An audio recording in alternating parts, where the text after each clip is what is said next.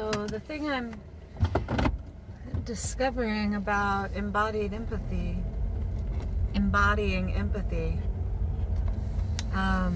we practiced in a group embodied empathy at a workshop with Scott and Emily yesterday. And although I want to say naturally empathetic and embody it at levels beyond what most people don't even know exist, or just beginning to discover exist. Many of us already do know we're empaths, and we resist feeling. We're all empaths, but most of us just choose not to feel, because to open up to feel means you have to feel everything, right? So you feel amazing, you feel like shit, you feel your bliss, and you feel your agony, and everything is magnified and intensified, and that's enough to learn to navigate and process with. But what is even more challenging, but even more important for people who are having that awakening, who are highly sensitive, who are highly empathetic, is learning to discern mine, yours, me, we. So practicing embodied empathy, where you're consciously creating a container, like this is what we're doing right now. I'm going to be with you and listen to you and really feel, see if I can feel and really feel what it is you're feeling and expressing. And how does that feel for me to feel that? And then we take turns, and you do the same. I share something, and you take turns really feeling, seeing if you can feel what I'm feeling with me. I like to play it with tasting things and smelling things and touching things. That all just happens kind of naturally for me. I get people in my field, and I can, experience the cheese they're eating through their mouth and lips without having to eat cheese and have my belly get all messed up. Right? So it has its advantages.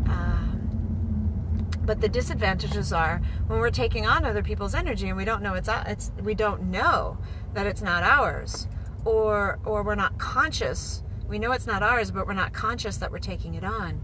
So this practice of playing with embodied empathy, of creating spaces and containers or conversations with your beloveds, with your friends, with your family, with whoever you want to improve your relationship, your relatingship with. This practice of creating these conscious containers, or let's set aside a time to practice embodied empathy. A comfortable feeling and an uncomfortable feeling. And I suggest starting with the uncomfortable feeling, although it's sometimes more difficult to allow yourself to get that vulnerable straight away. It leaves you feeling the good feeling. So it leaves you on a high note, so you're not stuck in the other part. But also you just clear your energy afterwards, so that's also a possibility.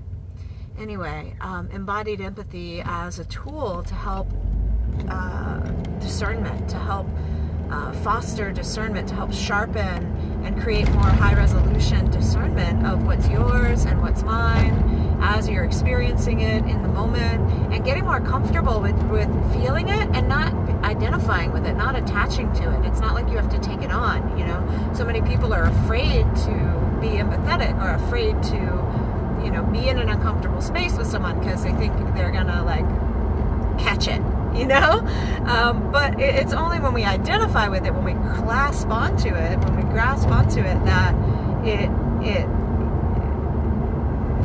that it affects us. But if we're just noticing it and feeling it, then just as easy as we tuned into it, we can release it, we can dissipate it, we can shift it, right? And so these are high quality ninja tools that I help to teach through embodiment, through play, through mindfulness, and through authentic relating, through self-inquiry and self-expression, through connection.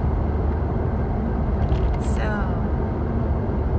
thank you, Scott and Emily, for a wonderful day of workshops and for giving words and terminology and just more clarity to practices and ways of being that I have already been experiencing and living,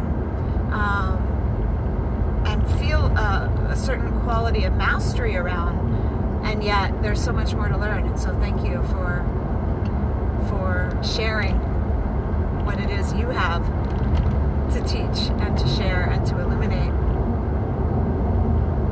May we all be so blessed to have such powerful teachers all around us. And by the way, we are, if we just open our eyes. They just don't always show up at a workshop calling themselves teacher, right? It could be those difficult moments in a relationship with an ex, or a family member, or a relationship to yourself, and how you feel about yourself, or your sense of belonging, or your sense of self. So this practice, this work, really just helps us deepen our connection to self, to each other, and to the divine. And the divine, although I do this, right, it's something greater and higher than us, but it is us. It is within. Blessings.